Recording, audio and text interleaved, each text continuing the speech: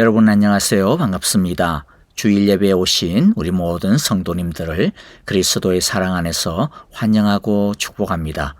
오늘도 예배드리는 우리 모두 위에 하나님께서 주시는 크고 놀라운 평화가, 위로와 안식이, 기쁨과 능력이 함께 하시기를 간절히 기도하고 바랍니다.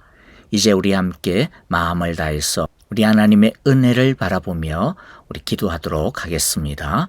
우리 예배를 위하여 기도해 주시고 또 우리 교회를 위하여 형제 자매들을 위하여도 기도해 주시고요. 또 선교사님들을 위하여서도 기도해 주시기를 바랍니다. 특별히 아프신 성도님들 기억하시면서 주님 치유하시고 은혜 내려주시며 고쳐주시옵소서.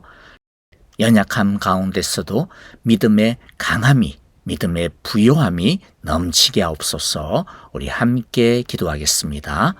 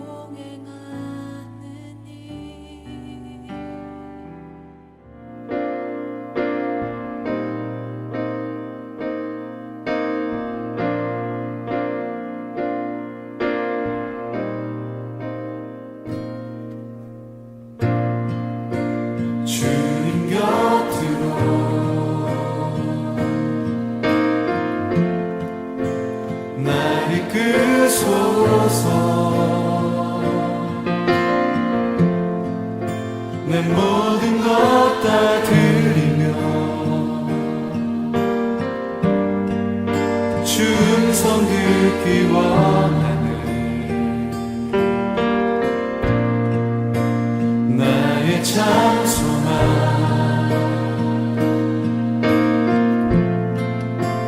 그 무엇과도 바꿀 수 없는 주 사랑 그 품 안에 나 안기니 주님의 길로 인도하소서.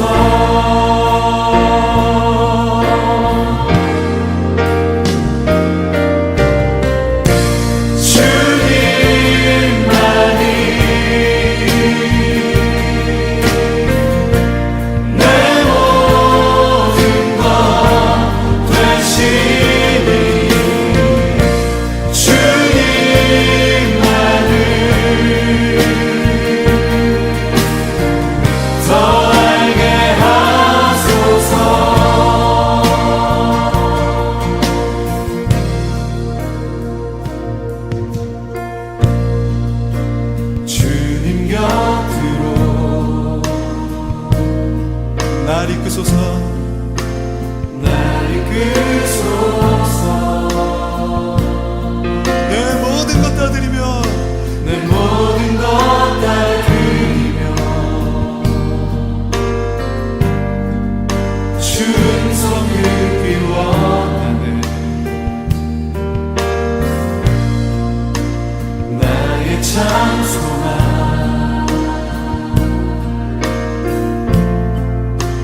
그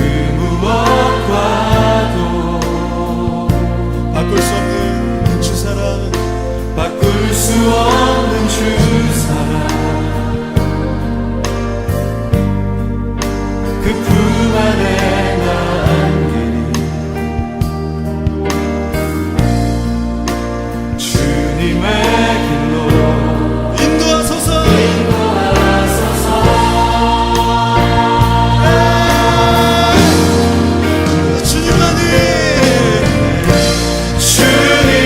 주님만이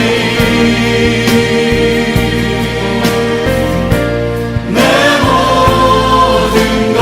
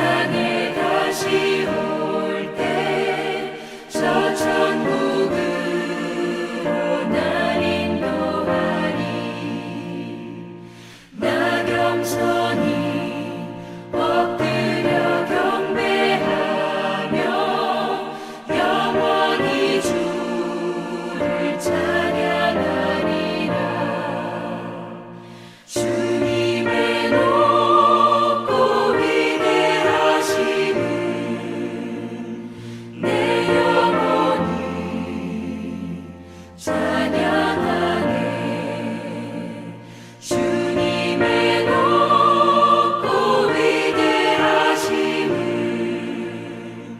내 영혼이 찬양하네.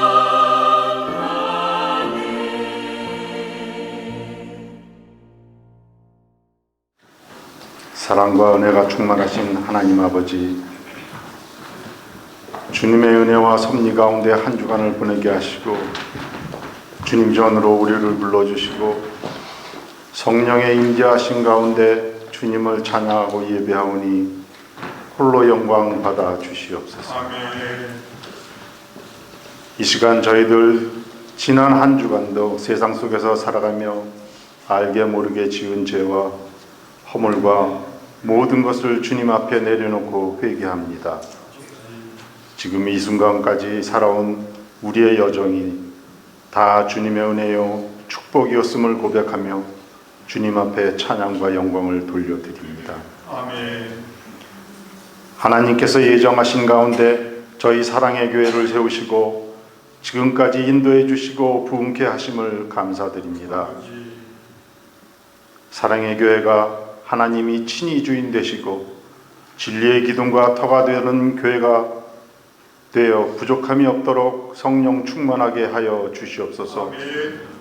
아직도 예수님을 알지 못하고 죄 속에서 방황하는 이웃과 형제들을 위하여 기도하고 복음을 전하는 교회 되게 하여 주시옵소서.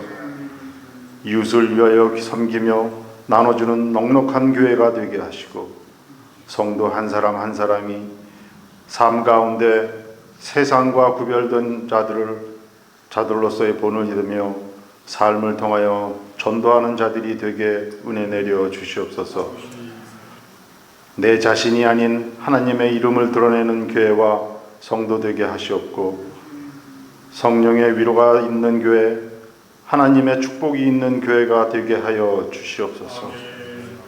예수 그리스도께서 친히 저희 교회의 머리가 되어 주시고 주님의 사랑과 진리와 은혜가 가득 찬 교회, 성령께서 뜨겁게 역사하시는 교회로 거듭나게 하여 주시옵소서. 우리 사랑의 교회가 생명과 영혼을 구하는 방주의 역할을 제대로 해낼 수 있도록 늘 함께하여 주시옵소서. 세계 곳곳에서 주님의 복음을 들고 사랑과 희생으로 섬기는 선교사님들을 기억하시고 그들의 땀과 눈물이 하늘의 씨앗이 되어 사역지에 주님의 나라가 확장되는 역사가 이루어지게 하여 주시옵소서. 선교사님의 가정과 자녀, 사역지에 주님의 은혜와 사랑이 넘쳐나도록 하시고 주님의 나라 확장을 위하여 자원하고 기도로 준비하는 코스타리카 단기 선교팀의 성령님께서 함께 하시어 선교 사역을 잘 감당할 수 있도록 은혜 내려 주시옵소서. 주일학교를 위하여 기도합니다. 믿음의 다음 세대들이 예수님을 만나 복음 안에서 바르게 자라게 하여 주시옵소서. 한 사람도 나가드는 자가 없게 하시고 앞으로 하나님 나라를 세워가는데 일꾼으로 세워 주시옵소서. 이를 위해 수고하시는 교사들에게 지혜와 영성을 주셔서 바른 길로 인도함에 부족함이 없도록 채워 주시옵소서. 이들을 위하여 아낌없이 힘을 다하는 저희 교회 되게 하여 주시옵소서. 모든 성도들의 육신의 건강을 지켜 주시옵소서. 질병으로 고통받는 성도님 치유의 역사가 있게 하시고 영적으로 힘든 성도님들이 있습니다. 성령으로 회복시켜 주시옵소서. 주의 공로로 말미암아 나음을 믿고 하나님께 찬양과 영광을 돌리며 기도하는 믿음의 성도들이 되게 하여 주시옵소서. 하나님이 주신 모든 것이 주님의 것인 것을 알게 하시고 감사함으로 주님 앞에 나올 때 빈손으로 나오지 아니하고 말씀 따라 정성을 모아 예물을 드릴 수 있게 하심을 감사드립니다. 주신 모든 것에 감사하여 10의 1로 감사로 뜻과 정성을 모아 바친 예물을 연락하시고 주님의 사업에 쓰여질 때 오병이어의 역사가 나타나게 하여 주시옵소서. 은혜로운 찬양으로 예배를 돕는 찬양팀과 수고와 주님의 몸된 교회를 위해 교회 곳곳에서 아무 빚도 없이 값도 없이 오직 하나님만을 위하여 수고하는 손길들을 기억하시고 이들의 수고가 헛되이 땅에 떨어지지 않게 하시고 헌신을 통하여 하나님의 놀라운 은총을 경험하게 하여 주시옵소서. 성도님들의 수고를 주님 기억하여 주시옵소서. 말씀을 전하실 담임 목사님을 권능으로 붙잡아 주시고 성령 충만함으로 말씀을 설파할 때 갈급한 심령마다 은혜 받는 복된 시간이 되게 하여 주소서. 말씀의 능력이 성령의 능력을 더하여 주시옵고 목사님을 통하여 주어지는 말씀마다 생명력 넘치는 말씀으로 선포되어 저희들 심령의 위로를 받는 복된 시간 되게 하여 주시옵소서. 저희가 생명의 말씀 앞에 변화되는 새로운 역사가 일어나게 하시고 무엇보다도 주님의 굳건한 믿음과 깊은 사랑이 가슴속 깊이 담겨질 수 있도록 성령님께서 함께하여 주시옵소서. 우리를 구원하신 예수 그리스도 이름으로 기도드립니다. 자, 이제 우리 함께 오늘 말씀 나누도록 하겠습니다. 자, 오늘 말씀은요, 요한계시록 17장입니다. 요한계시록 17장이고요. 1절부터 마지막 절까지 다 볼 거예요. 18절까지 내용은 다 볼 겁니다. 그런데 저희들이 다 읽기에는 시간이 좀 그러니까 첫 절만 1절만 딱 보도록 할게요. 나머지 절은 이렇게 설교를 하면서 같이 다 한 절도 빠지지 아니하고 다 보게 되어질 테니까 목사님이 또 얼렁뚱땅 하시나 이렇게 오해하지 마시고요. 우리가 시간을 위해서요 한 절만 1절 한 절만 같이 보도록 하겠습니다. 한 목소리로 같이 읽도록 하겠습니다. 대접 7개를 가진 그 7 천사 가운데 하나가 와서 나에게 이르고 큰 바닷물 위에 앉은 큰 장녀가 받을 심판을 보여주겠다. 아멘. 자, 우리는 지난 주일까지 3가지의 7 재앙에 대해서 말씀을 살펴보았죠. 오늘 이제 17장부터 마지막까지는요, 마지막 재앙과 심판, 그리고 새하늘과 새 땅의 새로운 창조로 이어지는 요한계시록의 결말 부분, 클라이맥스에 해당이 되어집니다. 요한계시록의 재앙과 심판을 이해할 때 제가 계속 강조하지만 기본적으로 중첩적으로 이해를 해야 된다. 다중적으로 이해를 해야 된다라고 하는 것을 말씀을 드렸어요. 그래서 재앙과 심판이 어떤 한 시점에만 이어 있는 말씀은 아니다라고 하는 것. 사실 구약에 있어서의 예언들도 동일합니다. 그 시대에 맞는 예언도 있지만은 그러나 꼭 그게 그 기회에만 해당되어지는 게 아니거든요. 그게 또 이어서 예수님 시대까지 또 더 먼 미래까지 이어집니다. 그런 것을 우리가 중첩되어 있다. 그래서 중첩적으로 읽어야 된다라는 거죠. 요한계시록의 원래의 처음 대상인 초대교회의 상황 속에서 하나님의 심판, 재앙을 읽어야 하고요. 또 이 세상의 마지막 때라는 상황 속에서 우리는 하나님의 심판을 또 같이 읽어야 됩니다. 그것뿐만 아니라 쭉 이어지는 역사의 흐름 가운데서도 하나님의 이 심판은 이어지고 있다, 읽어야 된다라고 하는 것이죠. 사실 하나님을 대적하는 이 세상에 대한 심판이라고 하는 의미를 보면, 그렇죠? 그 큰 틀 안에서 보면, 로마 제국 초대교회 당시도 포함이 되어질 것이고, 또 하나님을 거부하고, 또 적대시하는, 또 인정하지 아니하는 이 땅 가운데 있는 오고 오는 모든 세대의 힘에 대한 심판이다라고 하는 것이죠.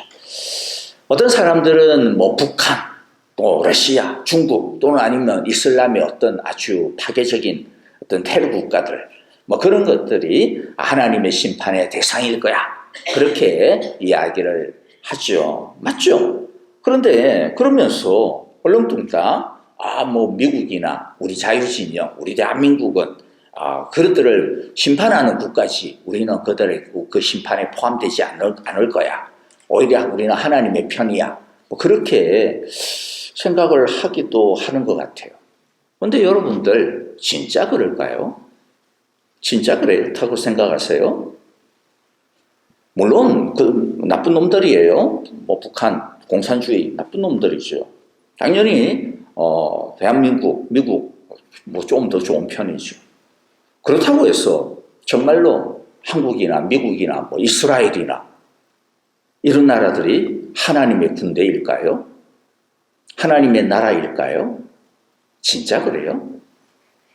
설마 그렇다고 생각하시는 분들은 아무도 없으시겠죠?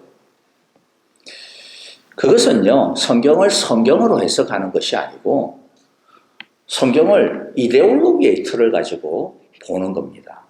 그건 성경 해석하고 아무런 관계가 없어요. 분명한 것은 이 세상에 그 어떤 나라도 하나님의 나라가 아닙니다. 조금 나쁜 놈들, 더 나쁜 놈들이 있을지는 모르겠지만은 아무리 좋아 보이는, 내가 살고 있는 이 나라가 아무리 좋아도 우리는 알아야 돼요. 이 땅이 하나님의 군대가 아닙니다. 그래서 요한계시록을 해석하는 데 있어서 사실 제일 골치 아픈 관점이 뭐냐 보니까 이데올로기로 가지고 성경을 해석하려고 하는 겁니다. 자, 여러분들, 성경은 오히려 이 세상은 완전하지 않다라고 하는 것을 사실은 요한계시록은 자꾸 이야기하려고 하는 거예요. 우리가 살고 있는 이 땅, 우리가 살고 있는 이 나라, 우리가 살고 있는 이 세상은 완전하지 않다. 이 세상의 그 어떤 힘에도 속지 말라라는 겁니다. 거기에 빠지면 안 된다라고 하는 것을 우리에게 이야기합니다. 자, 이제 우리는 이와 같은 것들을 가지고요, 이제 17장 계속해서 이어서 보도록 할 거예요. 특별히 17장과 18장은 딱 붙어 있는 장입니다. 그래서 원래는 두 개를 오늘 한꺼번에 하려고 했는데, 그러다 보니까 막 설교가 한 55분쯤 지나가고 이러면 여러분들이 아무리 좋은 거라도 힘드니까, 그래서 다시 오늘 17장만 좀 보려고 합니다. 17장과 18장은 이 세상의 힘, 이 세상의 권력, 이 세상의 나라의 파멸을 다룹니다. 다시 말씀드리지만 이것을 중첩적으로 봐야 한다라고 이야기했죠. 그러니까 1차적으로는 초대교회 성도들의 관점에서 보면 로마 제국의 파멸을 다루고 있고, 더 나아가서는 오늘날의 악한 권력과 힘들, 나라에 대한 하나님의 심판을, 이 세상의 위치를, 궁극적으로는 마지막 심판 때에 이 세상 모든 나라의 파멸을 다루고 있습니다.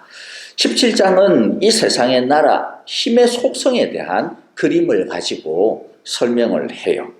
18장은 왜 이것들이 심판을 받는지 그 죄에 대해 설명을 다룹니다. 이제 17장을 함께 보도록 하겠습니다. 방금 언급했지만은요, 17장은 뭘 설명한다고요? 이 세상의 나라, 힘의 속성, 이 세상의 위치에 대해 설명을 합니다. 그래서 미리 말씀을 드리면요, 나오는 이제 그림들이 있을 거예요. 여자, 뭐 짐승, 특별히 이제 두 개의 그림이 나오는데 하나하나 디테일하게 해석을 하는 것은 쉽지 않아요. 일치하는 해석도 없고요, 사실은. 그래서 오늘 우리들은 그냥 큰 틀 안에서 이해를 하는 것으로 만족을 하면 좋을 것 같아요. 너무 이것만 옳다, 저것만 옳다 이렇게 되어지면 그것은 오히려 배가 산으로 가게 되어질 위험이 크기 때문에 큰 틀에서 우리들이 보면 좋을 것 같습니다. 1절에 우리가 읽었죠. 천사가 말합니다. 큰 창녀가 받을 심판을 보여주겠다. 그러니까 오늘 첫 번째 주인공이 누굽니까? 큰 창녀입니다. 그래서 오늘 첫 번째 이해할 것은요, 이 큰 창녀가 무엇이냐? 개역개정 성경에서는 음녀라고 표현을 했죠. 이게 도대체 누구냐라는 거죠. 큰 창녀라고 해서 뭐 우리들이 진짜 길거리에서 몸을 파는 어떤 그런 여자, 또 그런 여자들의 대빵, 뭐라 그러죠? 물주는 아니고 뭐라 그러더라? 그걸 하여튼 뭐 그런 게 아닙니다. 아시죠? 여기서 성경에서 뭐 그렇게 여기서 장녀다 음녀라고 했을 때는 그런 길거리 여자를 이야기하는 것 아니라는 거 잘 아시겠죠? 일종의 비유적인 표현입니다. 이 큰 장녀가 어디에 있습니까? 1절에 보니까 큰 바닷물 위에 앉아있다. 그럼 큰 바닷물이 도대체 뭐냐? 15절에 딱 설명이 나와요. 그렇죠? 그러니까 성경을 이게 뭐지 싶을 때는 앞뒤로 보시면 대충 한두 장만 넘어가면 다 나오게 됩니다. 거의 90% 이상은. 나머지 한 10%는 구약과 신약을 이제 연결을 해야 되는 부분들이 있죠. 자, 그래서 결국에는 성경은 성경으로 해석을 해야 맞는 거예요. 그 성경의 틀을 넘어가 버리면 엉뚱하게 해석이 되어집니다. 15절에 보니까 이 큰 물이 뭡니까?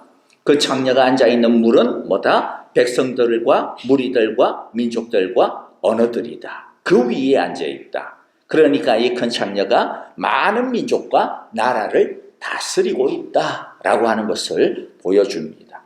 2절에 보면 세상의 나라 왕들이 이 여자와 더불어 음행을 하였고 땅에 사는 사람들이 그 여자의 음행의 포도주에 취하였다라고 이야기를 하고 있습니다.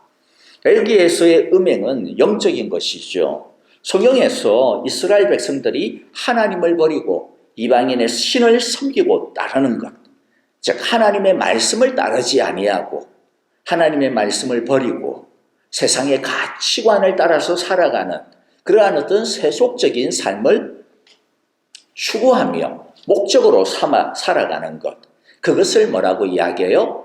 음행이라고 이야기합니다. 원래 예수님이 우리의 신부인데, 그렇죠? 그 신부, 참 신부이신 분을 버리고 다른 것을 자기의 신부인 것처럼 따라가는, 살림을 차리는, 그렇죠? 주님과 살림을 차려야 되는데 세상과 살림을 차리는 게 뭐다? 음행이다. 그게 창녀라고 표현을 하는 것이죠. 그러니까 2절에서 세상의 왕들이 그 여자와 더불어 음행을 하였고 땅에 사는 사람들이 그 여자의 음행의 포도주에 취하였다라고 하는 것은 이 세상의 왕들과 땅에 사는 사람들, 즉 이 땅의 모든 사람들이 무엇을요? 이 여자를 하나님처럼 따르고 섬기고 높였다라는 것입니다. 이 세상이 이 여자가 우리에게 진짜 먹을 것을 주는구나, 우리에게 진짜 안전을 주는구나, 나를 보호해 주는구나, 나에게 사랑을 주는구나 라고 그렇게 믿고 따랐다라는 거죠. 하나님 대신. 그것을 음행이다. 그래서 이 장녀는 뭐예요? 하나님 대신에 하나님 노릇하고 있는 힘을 이야기합니다. 다시 이야기하겠지만은요, 그렇기 때문에 이 장녀의 진짜 본질은 뭐예요? 다른 게 아닙니다. 물론 로마도 되고 세상의 어떤 특별히 17장, 18장에서는 정치적인 힘을 이야기하겠지만은, 그러나 더 확장해서 이야기하면 뭐가 음행이고 뭐가 창녀가 돼요? 하나님 대신 나를 사랑해 줄 것이다 라고 믿고 의지하는 모든 게 뭡니까? 우리의 음행의 대상이요, 우리의 창녀인 거예요. 자, 3절부터 6절을 보면 이제 이 여자에 대해서 좀 더 설명을 해주고 있습니다. 3절에는 이 여자가 타고 있는 빨간 짐승에 대한 이야기가 나오는데요. 자, 이것은 짐승에 대한 이야기이기 때문에 조금 이따가 짐승을 이야기할 때 설명을 할게요. 4절부터 보면 4절부터 6절까지는 사실 이 여자가 버리고 있는 이 죄에 대한 이야기입니다. 구체적인 것은 이 내용을 가지고 18장에서 다룰 거예요. 그래서 18장에서 조금 더 자세하게 다루고요. 자, 먼저 4절을 보면 이 여자는 뭐예요? 자주색과 빨간색 옷을 입고 금과 보석과 진주로 꾸미고 있다라고 이야기하죠. 뭐예요? 이 여자가 가지고 있는, 이 나라가 가지고 있는, 로마가 가지고 있는 부유함과 화려함. 나를 따르면 뭐 하던 거, 이렇게 부자가 될 수 있어? 나 이거 너한테 줄게 라고 하는 것이죠. 우리가 세상을 따르면 우리가 좀 더 부유할 수 있구나, 좀 더 빠르게 우리들이 살아갈 수 있겠구나 라고 하는 것이죠. 자주색과 빨간색은 로마 황제의 색입니다. 귀족의 색이에요. 특별히 자주색은 로마 황제만이 입는 옷입니다. 자, 그와 같은 권위와 권력, 힘을 주겠다라는 거죠. 손에는 금잔을 들고 있는데 그 속에는 가증한 것들과 자기 음행에 들어온 것들이 가득하였다라고 이야기합니다. 가증한 것이라고 하는 것은 성경에서 보통 우상 숭배, 그리고 더불어서 그 안에 들어있는, 왜 우상 숭배를 할까요? 왜 우상 숭배를 해요? 딴 게 아닙니다. 구약 시절에서 이스라엘 백성들이 우상 숭배를 하는 이유는 이 세상에서 더 빨리 성공하려고, 이 세상에서 더 빨리 많은 걸 얻기 위해서 하나님의 길을 버리고 가나안의 길을 택하는 겁니다. 그게 우상 숭배의 원래의 그들의 목적이었어요. 우리들이 하나님을 때로는 버리고 하나님을 뒷전으로 하고 이 세상을 따라가는 이유가 뭡니까? 그 마음 가운데 들어있는 우리들의 이 마음 밑에 깔려있는 게 뭐예요? 그렇게 가면 좀 더 편할 것 같아. 그렇게 가면 좀 더 빨리 성공할 것 같아. 그렇게 가면 뒤처지지 아니할 것 같아 라고 하는 마음이죠. 그게 우리들을, 그 욕망이 우리를 그 길로 이끄는 겁니다. 가증한 것은 그래서 보통 우상 숭배, 그리고 그것으로 말미암아 일어나고 있는 다른 것들을, 정의를 바라보지 아니하는, 하나님의 말씀에 눈을 감으니까 뭐예요? 정의에 대해서 눈을 감게 되어지고, 그래서 폭력이 난무하고 정의가 망가진 상태가 가증한 상태입니다. 음행에 들어온 것들이라고 하는 것은 도덕의 극심한 파괴와 몰락을 이야기합니다. 완전히 마음이 굳어져 버린 상태인 거죠. 이 여자가 이 나라 안에, 로마 안에 이와 같은 것들이 가득하였다라는 겁니다. 오히려 그것을 부추겼습니다. 힘을 오히려 우상시했습니다. 5절에 보면 그리고 이마에는 땅의 음녀들과 가증한 것들의 어미, 큰 바빌론이라고 하는 비밀의 이름이 적혀 있었다라고 하죠. 무슨 말이에요? 이 여자가 악의 축이라는 말입니다. 요새 말로 흔히 이야기할 때, 그렇죠? 악의 축이다. 그리고 별명으로 큰 바빌론이라고 이야기합니다. 구약 성경에서 바빌론이란 하나님의 백성을 멸망시키고 혹독하게 핍박하였던 나라의 대표자죠. 하나님께서 의의 심판의 도구로 사용했지만은, 그러나 자기가 하나님의 그 정의를 벗어버리고 하나님에게 맞섰던 나라, 그게 바로 바빌론입니다. 이 창녀가 바로 그러한 특성을 가지고 있다라는 것이죠. 하나님의 백성을, 하나님의 교회를 심하게 핍박하고 있는 이 로마의 특징을 보여줍니다. 6절에 보니까 그래서 뭐라고 이야기해요? 나는 그 여자가 성도들의 피와 예수의 증인들의 피에 취하여 있는 것을 보았다. 이 모든 것들을 아울러서 이제 이 음녀의 정체를 17장에서는 분명하게 밝히고 있습니다. 18절에 보니까 뭐라고 이야기합니까? 내가 본 그 여자는 세상의 임금들을 다스리는 통치권을 가진 큰 도시를 가리킨다. 그 큰 도시가 뭐예요? 로마입니다. 자, 그런데 다시 말씀드리지만 우리는 이것을 중첩적으로 이해해야 된다 그랬어요. 다중적으로 어떤 하나만 딱 생각해서는 안 된다 그랬어요. 초대교회 성도들의 입장에서는 이 음녀는, 이 창녀는 누구다? 큰 도시 로마입니다. 그러나 로마만이 큰 창녀인 것이 아니죠. 로마와 같은 정신을 가지고 굴러가고 있는 모든 힘이, 모든 나라가 다 사실은 창녀입니다. 그뿐만 아니라 사실 우리 안에도 이와 같은 것들이 있을 수 있어요.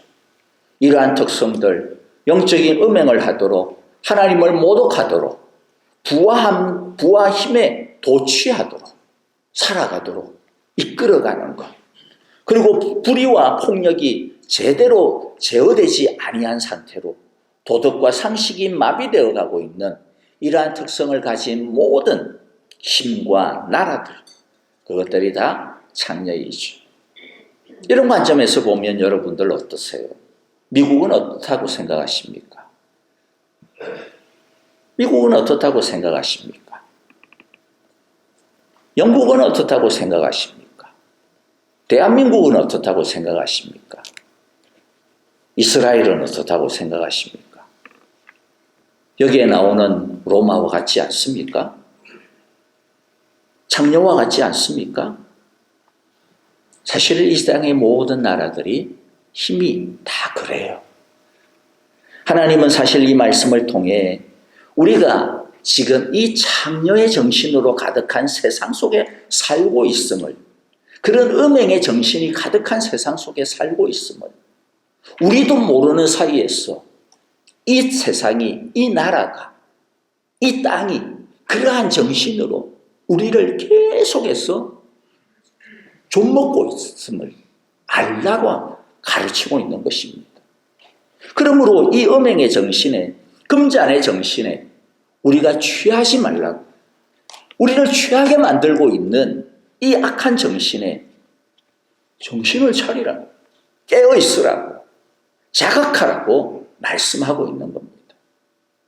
음행의 포도주에 취하면 안 됩니다. 음행이 무엇이라고요? 다시 강조하시면은 하나님이 아닌 것에 우리의 사랑을 주는 것, 하나님이 아닌 것에 의지하는 것, 기대는 것입니다. 가증하고 더러운 잔에 취하면 안 됩니다. 우리의 것을 얻기 위해서, 내 욕망을 채우기 위해서 폭력적인 것을 아무렇지도 않게 생각을 하면 안 됩니다. 무감각해지면 안 됩니다. 더러운 것들, 우리의 양심과 상식과 감정을 좀먹고 있는 것들, 메말라가고 있는 것들을 가만히 내버려 두면 안 됩니다. 그게 음행의 잔에 취하고 있는 거예요. 취한 사람들의 특징이 뭐예요? 취도 모르게 취합니다. 한 잔, 두 잔 마시다 보니까. 그러고 난 다음에 꼭 하는 말이 있어요. 야, 취했어. 빨리 집에 가자. 그러면 뭐라 그래요? 아, 나 안 취했어. 좀 기다려봐. 뭐 이러죠. 여러분, 이게 우리들이 사탄이 한 잔, 두 잔, 이 세상의 음행과 이 세상의 이 장녀의 정신에 취하게 만드는 거죠. 나중에는 얼마나 취했는지도 모른 채 우리들이 거기에 그냥 골아떨어져 버리게 만듭니다. 여러분들 혹시라도 우리 안에 이와 같은 장녀의 정신이, 혹시라도 내 정신이 지금 제 정신이 아닌 분들 없으시죠? 우리의 믿음의 정신이 거기에 좀먹지 아니하도록 날마다 말씀으로 우리 주님 앞에 돌아가는 우리 모두가 되어지기를 바랍니다. 이제 두 번째 우리가 이해해야 하는 것이 있는데요. 짐승입니다. 이 창녀는 어떤 짐승과 밀접한 연관이 있습니다. 3절에 보니까 이 창녀는 이번에는 뭘 타고 있어요? 빨간 짐승을 타고 앉아 있는 것을 보았는데 라고 이야기합니다. 그런데 이 짐승에는 뭐가 있어요? 하나님을 모독하는 이름으로 가득 차 있었고 머리 7과 뿔 10개가 달려 있었다. 17장은 계속해서 이제 이 짐승에 대해서 알려줄 거예요. 7절에 보니까 그때 천사가 나에게 말합니다. 왜 놀라니? 나는 이 여자의 비밀과 이 여자를 태우고 다니는 머리 7과 뿔 10이 달린 그 짐승의 비밀을 너에게 말하여 주겠다 라고 이야기하죠. 여기 보니까 여자와 짐승에 대해서 이야기할 때 천사가 유독 뭐라고 이야기해요? 이건 비밀이야. 이건 비밀이야. 내가 나한테 비밀 알려줄게. 이렇게 이야기해요. 왜 이렇게 표현을 할까요?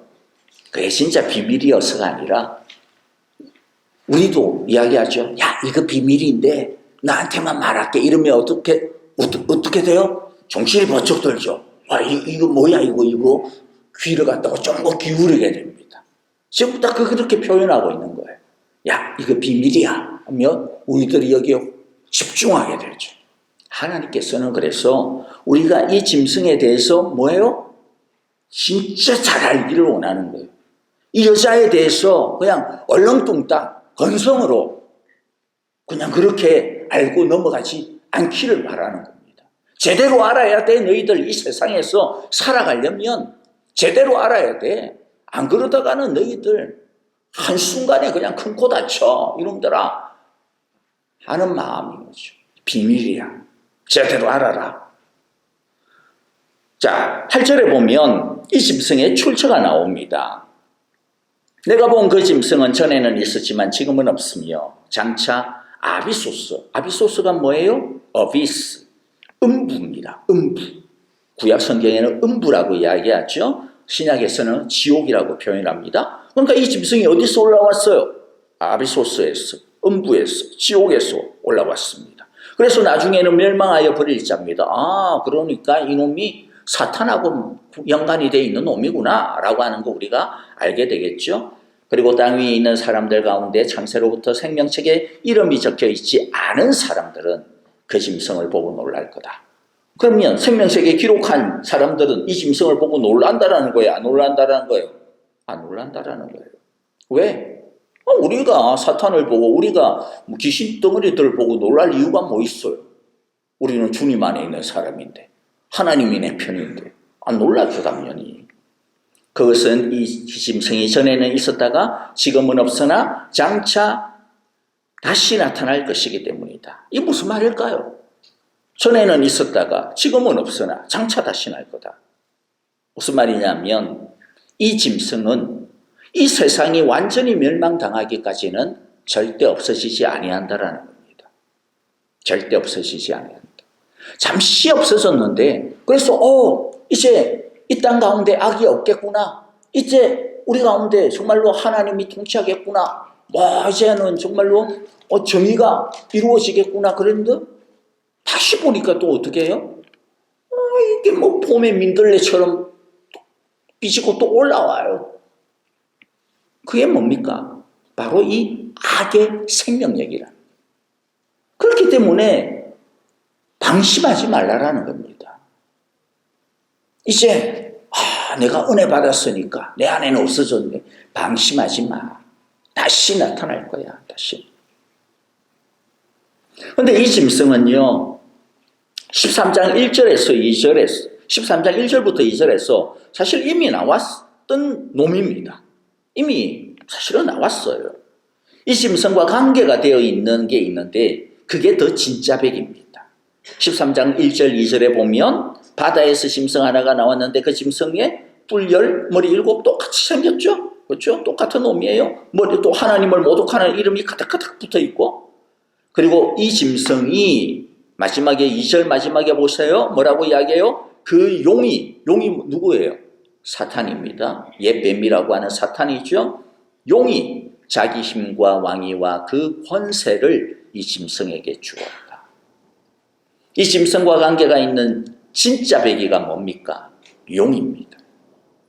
그러니까 우리가 주목해야 되는 것은 뭐냐면 하나님께서 우리에게 주목하기를 원하는 것은 뭐냐면 용, 짐승, 그 다음 뭐예요? 여자라고 하는 이 관계입니다. 이 관계. 이 관계를 주목해야 된다는 거예요. 17장 3절에서 여자가 뭘 타고 있었어요? 짐승을 타고 있었어요. 짐승으로부터 이 여자가 힘을 얻었어요. 권력을 얻었어요. 그런데 오늘 13장 2절에 보니까 짐승은 누구로부터?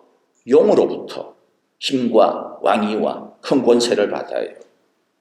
용이 짐승에게 힘을 주고 짐승은 여자에게 힘을 주고. 용이 뭐라고요? 사탄이. 짐승은 뭘까요? 사탄이 부리는 악한 영입니다. 권세입니다. 이 관계를 알아야 된다. 그러니까 이 땅에 힘이라고 하는 것, 로마라고 하는 저놈은 사실은 뭐라는 겁니까? 짐승으로부터 왔고 그 끝은 뭐다? 사탄으로부터 왔구나. 요한계시록은 우리로 하여금 우리가 살고 있는 이 세상의 실체를 그래서 제대로 알기를 원해요. 다시 이 짐승에 대해 마저 알아보기를 원해요. 9절부터 11절에는 이 짐승의 이제 이 도대체 그러면 이게 달려있는 7머리하고 10뿔이 뭘까? 또 우리 또 궁금하잖아요. 또 알려줍니다. 9절에 보면 지혜를 가진 마음이 필요하다. 머리 7은 그 여자가 타고 앉은 7산이요 또한 7왕이다. 그 가운데서 5은 이미 망하였고 하나는 있고 또 다른 하나는 아직 나타나지 않았다. 그것이 나타날지라도 잠깐밖에 머물지 못할 것이다. 자, 9절에 보면 많은 해석이 있지만 그냥 심플한 것만 보자 그랬습니다. 7머리는 뭐다? 7왕이다. 이 왕 하나하나가 도대체 누구냐, 뭐냐, 뭐라고 굳이 끼워 맞추면 맞출 수도 있어요.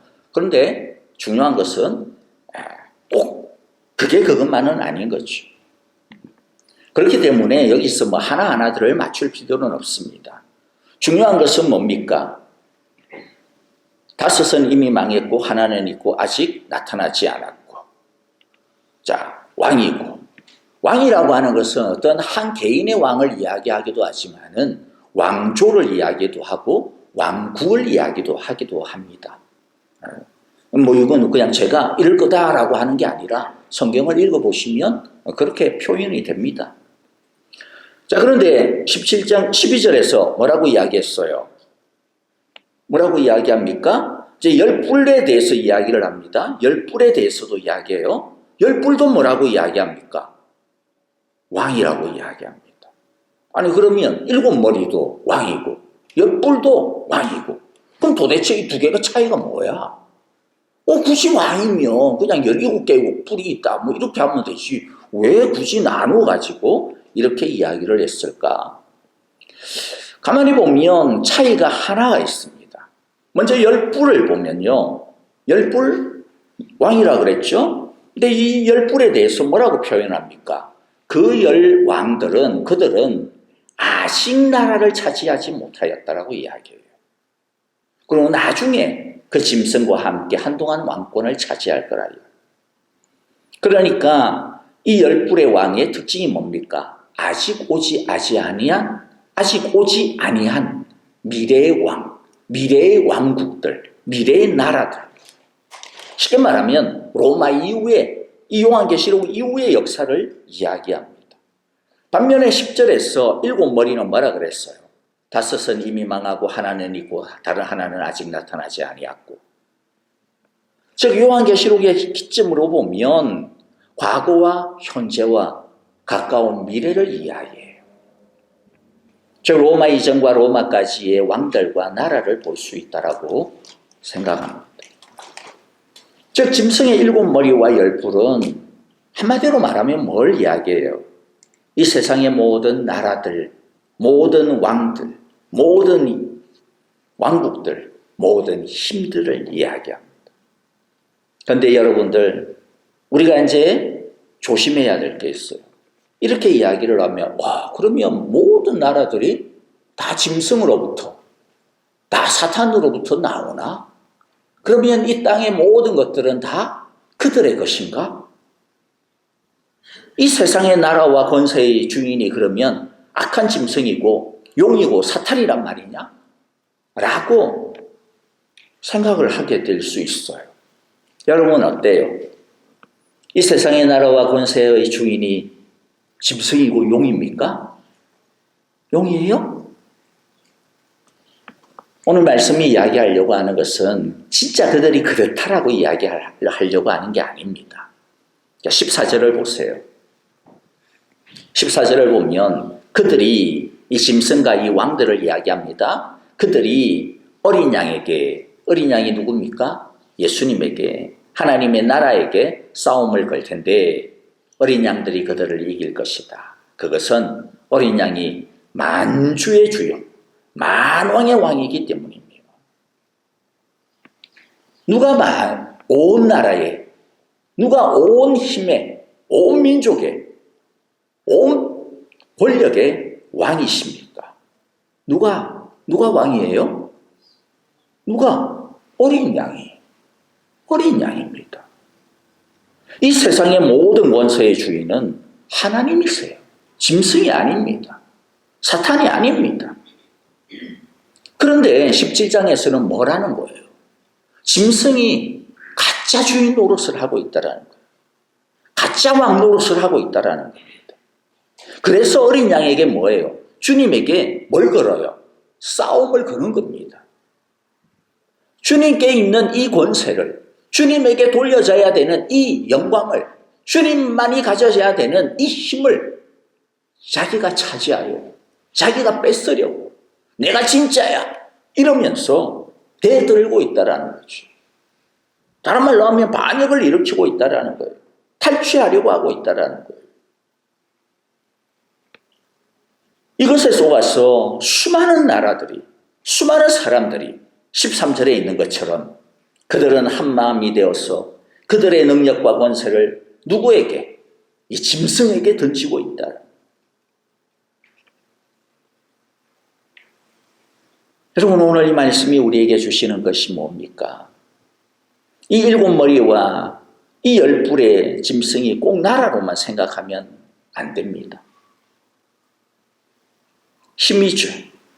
우리 안에도 7머리와 10뿔과 같은 힘이 있어요. 짐승이 있어요. 우리 안에는 이 짐승이 없는가라고 돌아보라는 겁니다. 마땅히 하나님께 돌려야 되는 영광과 권세를 가로채려고 하는 이 짐승과 같은, 이 뿔과 같은, 내가 주인이야. 이 뿔이라고 하는 것은 힘이거든요. 내가 주인이야. 내 거야. 라고 하는 이와 같은 마음이 없는가라는 것이죠. 우리는 도대체 지금 어디에 올라타고 있는가라고 하는 것을 보라는 겁니다. 이 장녀가 하나님에게 올라타 있어야 되는데, 주님에게 올라타 있어야 되는데, 주님 안에 있어야 되는데 누구를 올라타고 있어요? 짐승을 올라타고 있어. 여러분, 우리들은 누구를 올라타고 있습니까? 내 삶이 지금 어디에 올라앉아 있습니까? 내가 주님 위에 앉아 있는지, 주님 안에 있는지, 아니면 내 속에서 온갖 것, 내 욕심과 내 탐욕과 내 의지와 내 주장에 이 짐승과 같은 여기에 우리들이 올라와 있는지, 그 안에 살고 있는지 우리들이 돌아보는 시간이 되어지기를 바랍니다. 짐승에 대한 말씀을 정리하면서요, 성경이 말씀하시는 것이 뭡니까? 아까도 이야기했지만은 이 땅의 나라들 힘의 정체를 알라라는 것이죠. 용, 짐승, 창녀의 관계를 제대로 알라라는 것입니다. 이 힘을 악한 영들이 쥐고 흔들고 있구나. 뺏으려고 하고 있구나. 가만히 있으면 잡아먹히는구나. 이거 알라라는 거예요.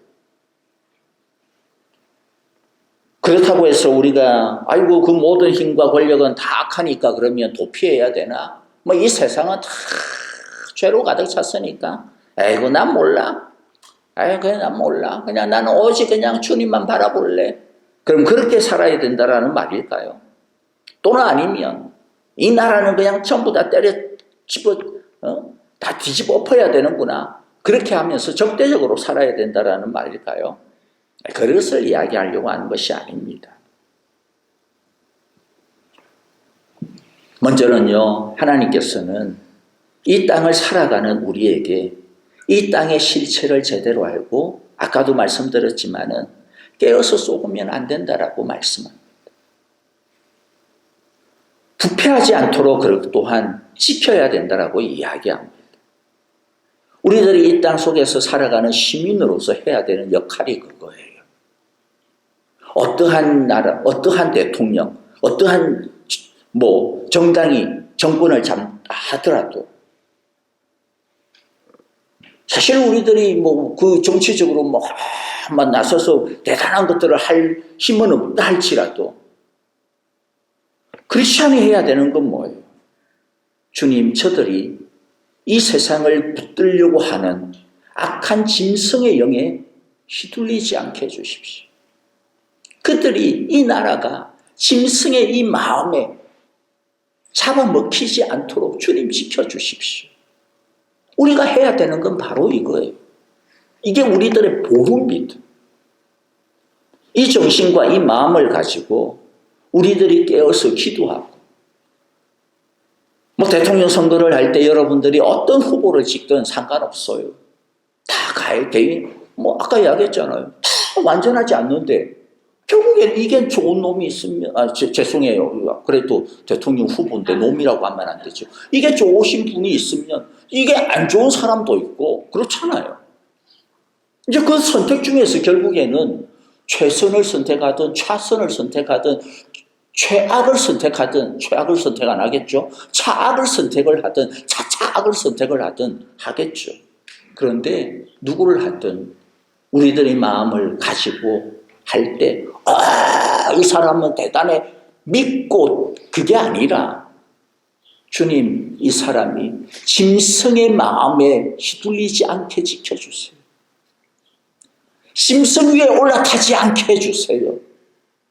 하나님의 마음에, 하나님을 안 믿는다 하다면 적어도 하나님이 주시는 이 일반의 상식, 양심의 이 틀 위에서 벗어나지 않게 해주세요. 그 마음 가운데 정의에 대한 부담감은 좀 가지면서 살아가는, 정치하는 그러한 나라, 그러한 대통령이 좀 되게 해주세요. 그러한 정당이 좀 되게 해주세요. 우리로 하여금 그것을 보라는 겁니다. 사실 뭐 정치하는 정치꾼들이야 거기 들어가면 그런 것들이 보이겠습니까? 안 보일 거예요, 아마. 우리도 그렇잖아요. 조그만 이익에 딱 들어가게 되면 안 보이잖아요. 그것만 보이지. 그럼 옆에 있는 사람들이 잘해야죠. 우리 크리스찬들이, 이 땅을 살고 있는 우리들이 세상이 이렇게 흘러가고 있으니까 뭐 우리는 모르겠다. 그게 아니라 이 세상은 뭐 원래 악한 대로 흘러갈 거야. 하나님을 모독하고 뭐 그냥 뭐 지 마음대로 살라고 그냥 악한 그 마음이 흐르는 대로, 아휴, 이 땅은 주님 오실 때까지 그렇게 살아가겠지 뭐. 그러니까 빨리 주님 오시면 되지 뭐. 그 마음도 좋은 게 아니라는 거예요. 그럴수록 우리들이 주님, 내가 할 수 있는 것이, 이 땅을 붙들고 내가 할 수 있는 게 별게 없지만은 주님, 내가 기도의 보루가 되겠습니다. 이 땅을 붙들고 이 땅이 짐승에게 잡아먹히지 아니하도록 주님, 내가 기도의 방파자가 되겠습니다. 기도의 방패가 되겠습니다. 이 마음을 가지고 주님께서 우리에게 이 땅을 살아가라고 말씀을 하시고 있는 것입니다. 여러분, 이제 이것을 좀 우리 이제 나라에 대한 이야기를 했다면 개인적으로 좀 적용을 해볼까요?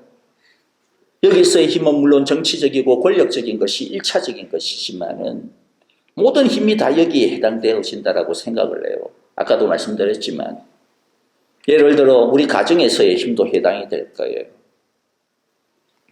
사탄은 끊임없이 우리 엄마 아빠들에게 이 짐승의 이 마음을, 이 짐승의 뿔을 갖다가 주려고 할 겁니다.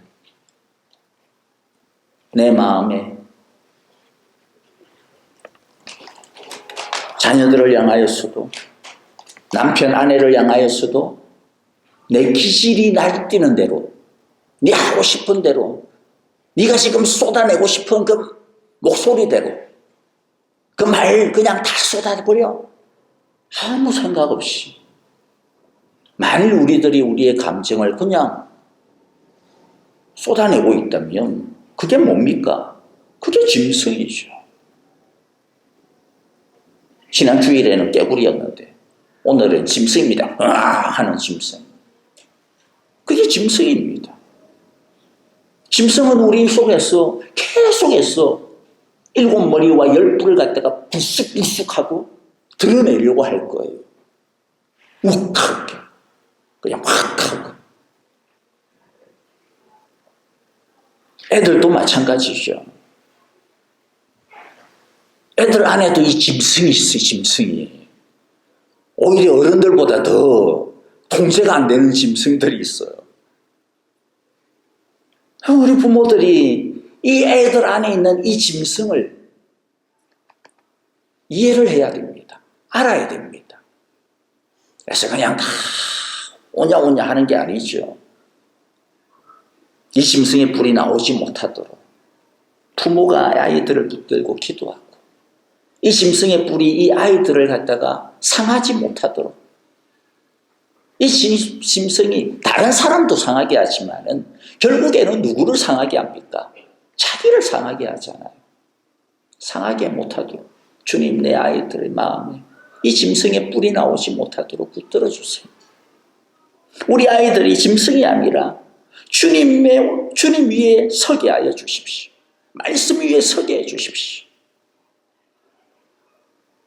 직장도 마찬가지일 겁니다. 직장인들도 그렇고 사장님들도 그렇고, 여기에 다 사장님들 많이 계신데, 그렇죠? 크든 작든 이 짐승이 우리를 삼키려고 해요. 어떤 짐승입니까? 욕심의 짐승. 직장인들 같으면 그냥 대충 그냥 월급 받아먹고 티 안 내고 대충 빵꾸 안 내고 주면 그것도 짐승이에요. 하나님께서는 우리로 하여금 세상을 그렇게 살라고 하지 않잖아요. 주님을 섬기듯이, 사장님들도 주님을 섬기듯이, 종업원들은 주님을 섬기듯이, 다른 동료들과 사장을 위하여서, 리더들을 위하여서, 이게 우리들이 세상을 살아가는 방식이라고 에베소서 6장에서 가르쳐 주시잖아요. 그런데 짐승은 그게 아니지.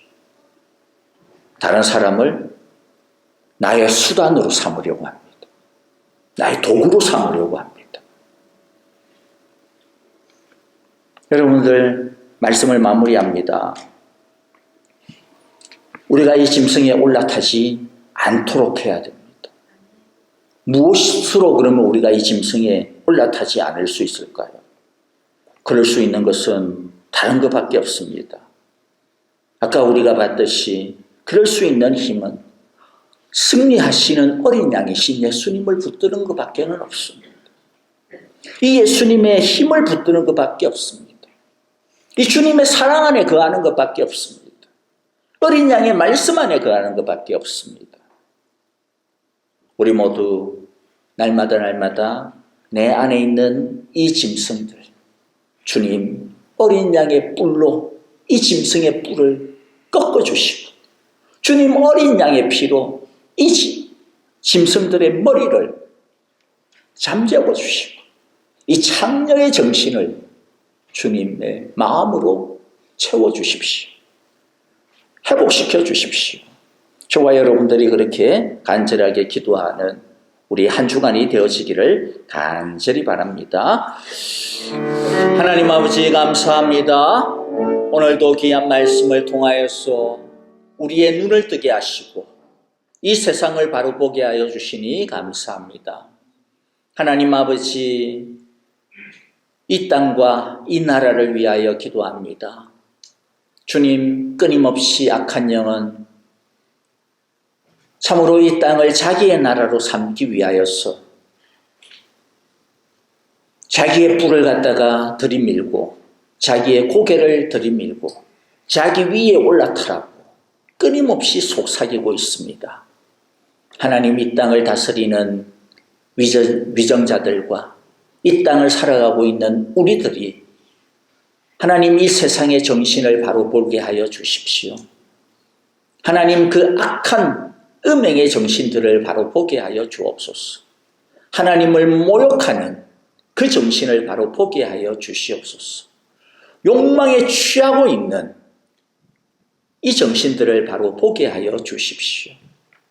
하나님 아버지, 그리하여 정말로 이 땅과 이 나라가 세상의 정신, 악한 정신, 음행의 정신에 굴러가지 않게 하여 주시고, 말씀의 정신 위에, 예수 그리스도의 보혈의 그 피 위에, 우리 하나님의 말씀 위에, 우리 성령님의 그 아름다우신 기름 부으심 위에 세워져 나가는 나라가 되어질 수 있도록 불쌍히 여기시고 보호하여 주시고 지켜주시고 붙들어 주시옵소서. 하나님 아버지, 우리 사랑하는 온 성도들이 정말로 살아가고 있는 이 나라를 위하여서 적절하게 기도하는 기도의 방패막들이 되었어 우리의 기도를 통하여 이 땅을 씹어삼키려고 하는 짐승의 그 악한 계략들이 파괴가 되어지고 실패로 돌아가게 하여 주옵소서. 주님, 우리의 마음 가운데에도 우리의 가정에도 우리의 삶에도 하나님 아버지 하나님께 마땅히 영광 돌려야 되는 것들을 돌려드리지 아니하려고 하는 이 장녀의 마음들이 이 짐승의 마음들이 호시탐탐 노리고 있음을 고백합니다. 주님, 우리들이 어디에 앉아야겠습니까? 짐승과 같은 마음에 앉게 하지 마시고 주님의 마음 위에 앉게 하여 주옵소서. 말씀 위에 앉게 하여 주옵소서. 성령 위에 앉게 하여 주옵소서. 주님 안에 거하게 하여 주옵소서.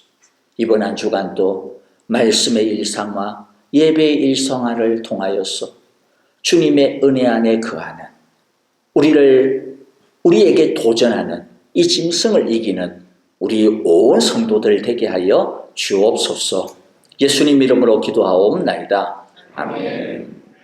이제는 우리 주 예수 그리스도의 크신 은혜와 하나님 아버지의 귀하신 사랑하심과 성령님의 인도하시며 우리와를 동행하여 주시고 또 정말로 전쟁터와 같은 이 영적 전쟁터인 이 세상 속에서 주님 말씀 붙들고 정말로 하나님만 의지하며 살아가려고 할 때 늘 우리에게 힘과 용기와 지혜를 부어주시는 그 신실하심이 오늘 예배드리며 우리가 살고 있는 이 땅을 제대로 분별하고 하나님께서 이 땅이 짐승에게 먹히지 아니하도록 짐승 위에 타올라 있는 이 땅을 붙잡고 정말로 하나님의 나라와 하나님의 의와 하나님의 사랑이 이 땅에 다시 임할 수 있도록 정말로 이 땅이 하나님의 그 귀한 정의로 가득 찰 수 있도록 별것 아닌 우리의 기도, 별것 아닌 우리들의 열심, 별것 아닌 우리들의 작은 일상의 삶 이것을 가지고 정말로 하나님의 뜻을 이루며 살아가기로 결심하고 결단하며 주여 어린 양의 보혈로 우리를 덮어주소서라고 기도하는 우리 사랑의 교회 온 성도들과 모든 삶과 걸음걸음들 위해 이제로부터 영원토록 함께 계시기를 축원하옵나이다. 아멘.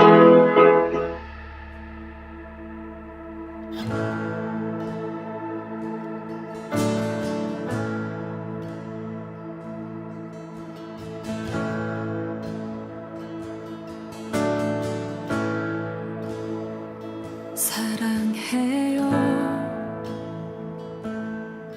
주의 자비 변치 않네 내 모든 삶 주의 손에 있네